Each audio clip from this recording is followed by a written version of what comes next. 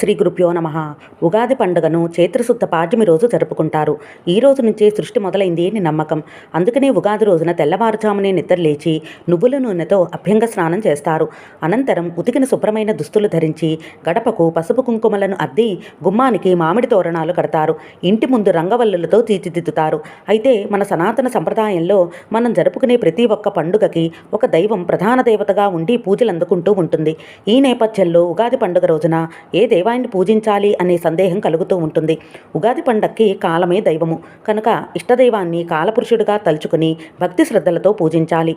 ఇష్టదేవతల యొక్క స్తోత్రాలు శ్లోకాలను పఠించి పూజించిన అనంతరం వేప పువ్వుతో చేసిన ఉగాది పచ్చడిని దేవుడికి నైవేద్యంగా సమర్పించాలి. షడ్రుచులైన పులుపు, తీపి, వగరు, చేదు, ఉప్పు, కారంతో చేసిన ఉగాది పచ్చడిని ఇంటిలోని కుటుంబ సభ్యులందరికీ అందించాలి. జీవితం కష్టసుఖాల సమన్వయం అని చెప్పటమే ఉగాది పండుగను జరుపుకోవటంలో అంతరార్థం. శ్రీ